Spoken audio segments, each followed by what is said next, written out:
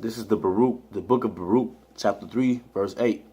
Behold, we are yet this day in that captivity, where thou hast scattered us for a reproach and a curse, and to be subject to payments, according to all the iniquities of our fathers, which departed from the Lord our power. All right. Shalom. I'm Zahar, Spirit Wind Judah. All right. Giving all honor and glory to Yahweh, Bahasham, Yahweh Shai. Also giving double honors to the apostles of great millstone who rule well. And I want to say peace and blessings, salutations to the hopefully elect. All right. And today, I want to speak on the fact that we're still in captivity, man. Because Esau set this system up to where the 12 tribes still have to suffer, man. All right? The 12 tribes still have to fucking suffer, man. All right? And now you're subject to payments. All right? You have to pay these bills. But I'm going to explain to you why it's still captivity, man. All right? Because you may think, well, in slavery, we were master's property. You know what I'm saying? We were slaves then. We ain't slaves now. I'm free now. All right? But now you have to work to pay for your necessities, man. That's the essence of slavery. You have to work to pay for your necessities, man. All right? In slavery, you know, Esau, you were literally Esau's property. So, you know, he gave you his leftover food. You needed that energy to survive. You couldn't die in the elements, so you was in a shack in the backyard. He provided you that shack, okay? On your clothing, you gonna die without warmth. So he gave you little cloth to wear. He gave you cloth to put on, man. Sackcloth to put on, man. Okay? You didn't need transportation because your job was in the fucking backyard. Your job was all those acres of cotton you had to pick. But now, you know, you have to pay for that little shack. You have to pay for that sackcloth. You have to pay to put food in your mouth, okay? You have to pay for the clothing. And your job is no more in Esau's backyard. Your job is in the downtown area, wherever it may be. So you have to find a way to get out there, man. That's where that little wage comes from. That's where that little paycheck comes from. But he pays you enough to only pay for those things, if that. So you're forced to go back to work. So from there, I'm going to read the book of Baruch 3 and 8 once again.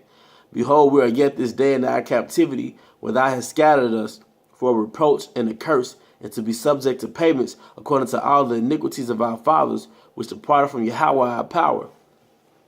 All right. So, you know, as it says in the book of Proverbs, man, the borrower is servant to the lender, man. And I do things like lessons like this, you know, frequently because to inculcate that message that, you know, we're still in slavery, man. Okay. So, that's the point. Just give me 1 second. You know, I'm looking for a particular scripture. But, I mean, through the spirit, I get if it come back up. You know, I can't find it right now. But I just quoted, the borrower is servant to the lender, man. All right? The borrower is servant to the lender, man. All right? This is how Esau set up this structure for the Israelites, man. You already getting paid $300-400 a week, if that, man. All right. Then you got to go out and get approved to pay a car note. You got to prove to get in debt, man. All right, but you got to get a loan from the bank to pay the damn car note. So that's you borrowed a loan. So now you're subject to that lender to pay on that damn car note, man. All right. In the 70s, $2,500 would have got you a brand new car, man. Okay.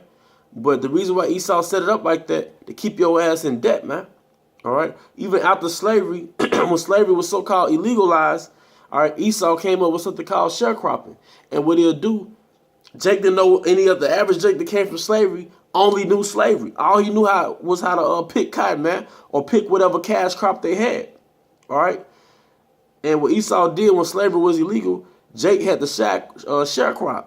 And what Esau would do, Esau would say, "Look, you know, I pay you an amount of money at the end of this season. Okay, at the end of the season, I pay you the money." So when it was time for Esau to pay up, Esau would say, "Well, you borrowed my tools to sharecrop my field. You borrowed this, that, and the third. You had to sleep in this particular room or this shack or whatever. You have to pay for that. So that's gonna come out of the money I owe you." So when it came down to it, he paid you pennies, man. That was modern day slavery. You were still a debt slave, man.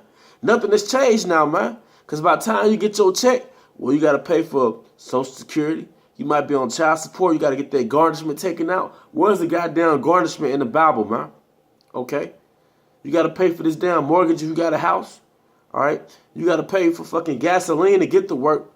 All right? You got to pay for food to eat while you're at work. Okay?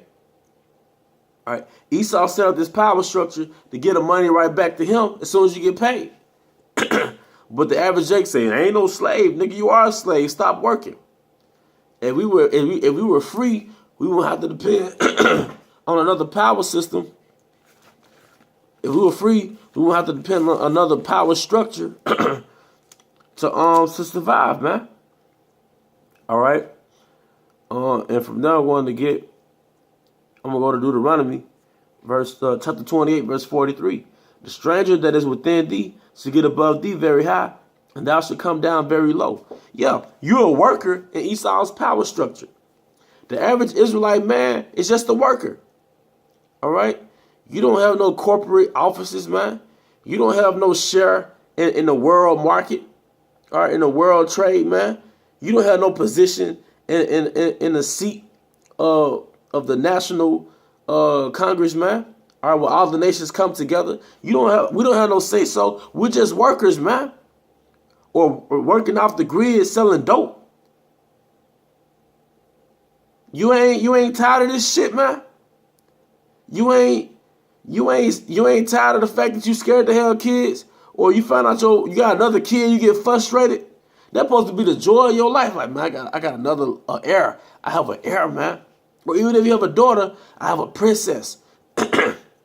Now, you have fear that you're not gonna be able to see your little one because of.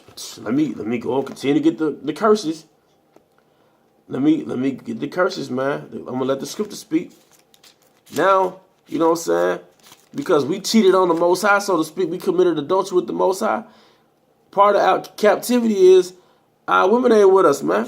So now you have a little one pursuing an Amos 17. You don't even know it's yours. In the back of your mind, like, is it mine? Amos 7:17. Therefore, thus said Yahweh, thy wife shall be a harlot in the city, and thy sons and thy daughters shall fall by the sword, man. What's the modern day sword? It's the gun, man. All right? The average Jake, man, they drop 700 caskets a year in the city of Chicago alone. And every 28 hours, an Israelite man get killed by a cop. Every 28 fucking hours, man. That's damn near every day. Let's get killed by the sword, man. You ain't mad at this shit? You ain't, hey, man. Hey, I don't even know what to say. This shit, this bring tears to me, man. Damn near. Amos 7:17. Therefore, thus said Yahweh, thy wife shall be a harlot in the city, and thy sons and thy daughters shall fall by sword, and thy land shall be divided by line. Now the Palestinians, those Ishmaelites and the damn Edomite fake Jews are fighting over your land. All right? And thou shalt die in a polluted land. What land is it that's polluted that you're going to die in? You're going to die here, man. On every facet of life in America is killing you. Yo, you grew up in a westernization, and that's killing you. Yo, you can't get along with Keisha because of westernization under the curses. That's killing you. The average so-called black woman think niggas ain't shit. You got a woman with a damn complex. That's killing you. All right? She don't see you as a guy. She don't see you as a king. All right? Your diet, by the time you 30, you can't even get your thing on hard, man. You got fucking high blood pressure, and you ain't even 35, man. You gonna die in a polluted land, man. Your ass so stressed out. And I'm talking about Jason's not in his truth right now. You every fucking 15, you try to sneak out and smoke a damn cigarette, man. Or eat a damn honey bun, cause your ass, you oppressed, so you looking for that way out, man. Alright? You should be tired of this, man. Even if you got money, man. The Most High can give us money. You still not gonna you gonna drop the ball because you got money now? You still in hell? You still gotta stop at the traffic light, and next to you is gonna be a damn transgender at the traffic light. All right.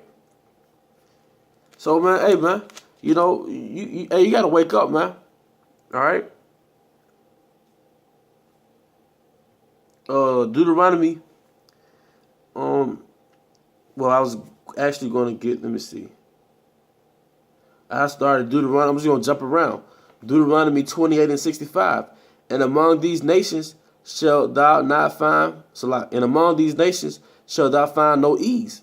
Yeah, man. You know, you remember your mama coming home tired as hell, or your dad coming home tired as hell because he just came home from the night shift. This man coming home with the sun coming up. But in Psalms, I believe it's 104 or it's 103, it says that a man works and basically goes in and it's even. Roughly paraphrasing, man. This is gonna be a slight extension, slight longer than what I usually do, man. But hey, man. Oppression maketh the wise man mad, man. This is oppression, man. In school, they give you a frame of reference of what oppression is, as though we're now free. As though Martin Luther King had a dream and Abraham Lincoln set the niggas free. Now we're fucking free and we're free to get a job. Nigga, a job is slavery, man. We don't have our own military, all right? Keisha out of order, Eve out of order, whatever you want to call her. All right, we don't have our own agricultural system, so we eat Esau's bullshit. You grew up in the hood eating Vienna sausages, man, and liver cheese and sauce, man. All right, this bullshit, man. Eating ramen noodles and shit, man. Only reason why y'all still alive, cause y'all the Israelites, man. Trevante grew in the hood. Jake grew up in the hood with a damn 6-pack, smoking a Black and Mild, eating bologna sandwiches, man. But could hoop all day and shit, man. All right. Deuteronomy 28:65 again. And among these nations shall thou find no ease, neither shall the sole of thy feet have rest. All right, yeah, the sole of your feet not going to have rest because you always trying to figure out, man, how I'm going to pay this damn bill, man. What I got to let go to pay this damn bill, man. I probably got to go to the pawn shop and sell this computer so I can pay this damn energy bill, man. All right, they probably going to give me nothing but $150 for it. Damn, they garnished my check again. I got to get a second job that actually see some type of money, man. Or if I sell these DVDs, man. Like, you're not supposed to be thinking on how to survive, man. All right? And a lot of jakes, they went to college, man. A lot of jakes went to college, got their bachelor's degrees, master's degrees, and they still fucking struggling, man. You still struggling.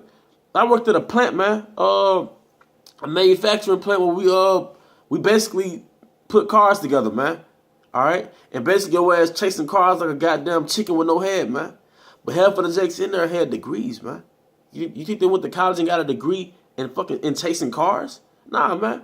This Esau not gonna put you before Esau. Esau gonna put himself on, and then you might get on, man. Esau gonna put his own people on in these businesses, man. And then he might put your ass on, man. Or you could just be chasing some car at a manufacturing plant, or putting chickens apart in a damn chicken manufacturing plant, man. Scared to ask somebody, can you use the restroom? Scared to stop the line and take a breath, man, because they put fear in you, man. One of the elements in slavery is mass production. They needed niggas to mass produce their cash crop. Why did they call it a cash crop? Because it was in high demand. Cotton tobacco was in high demand. That was part of the transatlantic slave trade or the global slave trade, man. Cotton tobacco, okay? Rum, they had rum out there in the islands. And it was a lot of crops.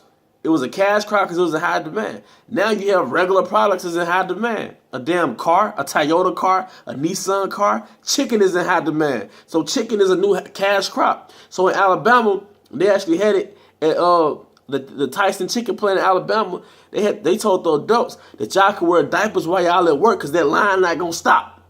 Mass production, man, because of cash crop. That cash crop was that damn bird, man. I work in a damn warehouse right now.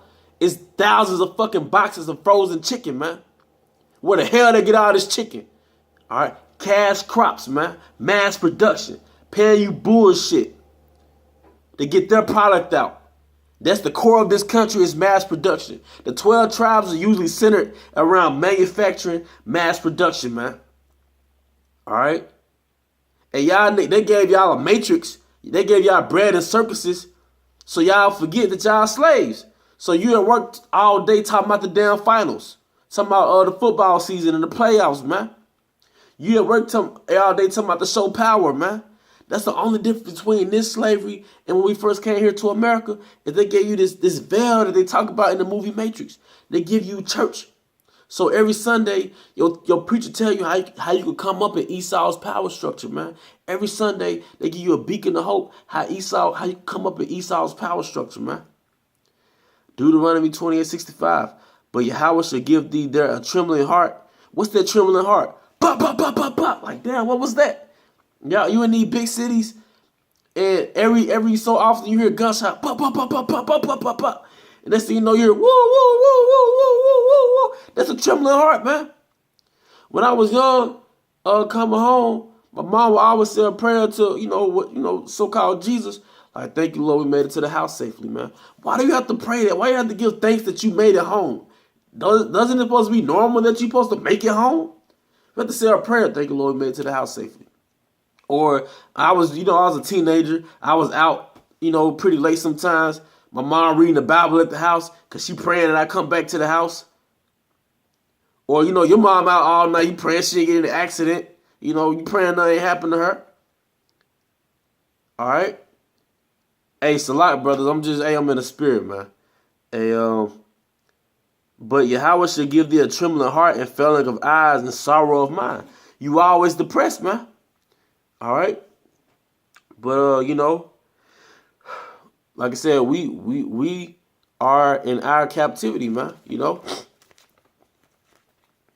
That's modern day slavery, man. All right. Give me 1 second, brothers. All right, and from there, I'm going to get Isaiah 60:1. Arise, shine, for thy light is come. I'm going to read that again, Salak. Isaiah 60:1. Arise, shine, for thy light is come. What's the light? It starts with the truth, man. It starts with the truth. You doing it. Everything that I just explained came by way of the curses, man. It's a punishment tool to correct us from what we did in the ancient world, man. Our forefathers went off, man. We went off in the ancient world. When I read Deuteronomy, the 28th chapter, there was a contract. And from the 15th verse to the 68th verse was the penalties if you broke the contract, man. Every contract has penalties if you don't keep that contract. From the 15th verse to the 28 to the 68th verse was the penalties if you broke that contract. So now, before I'm sorry that I'm jumping around, but before I continue with Isaiah, I want to get the book of Daniel, chapter 9, verse 11. It says, yea, all Israel have transgressed thy law. So we broke that contract, even by departing, that they may not obey thy voice. Therefore the curse is poured upon us. So the curses were manifested, ultimately ending with us being brought over here by way of slave ships to America, man. Okay? Therefore the curse is poured upon us, and the oath that is written in the law of Moses, the servant of Yahweh, because we have sinned against him. So the curse is brought upon us. The curse is in effect, man. Okay? Isaiah 60:1. But this is the end result, man. It's just not going to be like this for long. That's why the prophets are here, man. The camps are out, man. The sleeper cells are activated, man. Okay? The men of the Lord are here, man. Isaiah 60:1. Arise, shine, for thy light is come, and the glory of Yahweh is risen upon thee. For behold, the darkness shall cover the earth, and gross darkness the people. Yeah, that's the blindness, man.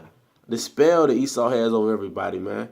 The westernization, so-called white Jesus, democracy, which is all part of westernization, all right? Being blind, man. Think you a nigger, African American. But Yahweh shall rise upon thee, and his glory shall be seen upon thee, and the Gentiles shall come to thy light, and the kings to the brightness of thy rising. All right? Lift up thine eyes round about thee, and see all they gather themselves together. They come to see that thy son shall come from afar, because we scattered across the earth, but we're going to come from afar to Jerusalem, man. All right? So all this, it's going to come to an end, man. Okay? Thy son shall come from afar, and thy daughter shall be nursed at thy side. All right? But you know what? I'm just going to leave it there.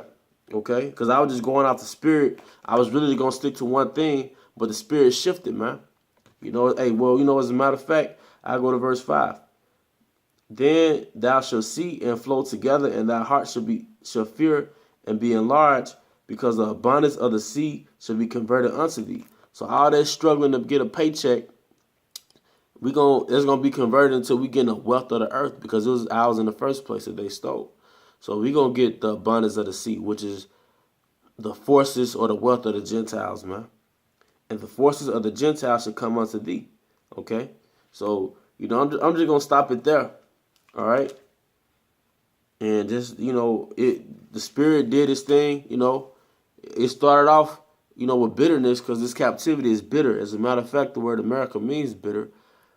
But, you know, we in the end of our captivity, man. I give all honor and glory to Yahweh Shem Shai for giving us that adversity. Although that adversity hurts, I say the water Yahweh Shem Shai for giving us that adversity to keep us in the spirit of haste, man. To keep us humble, keep us conscious that we got to be humble, and give us that spirit of haste to want to get out of America, man, because the gift destroyed the heart. But with that, I hope your brothers are edified, to the next lesson. Shalom.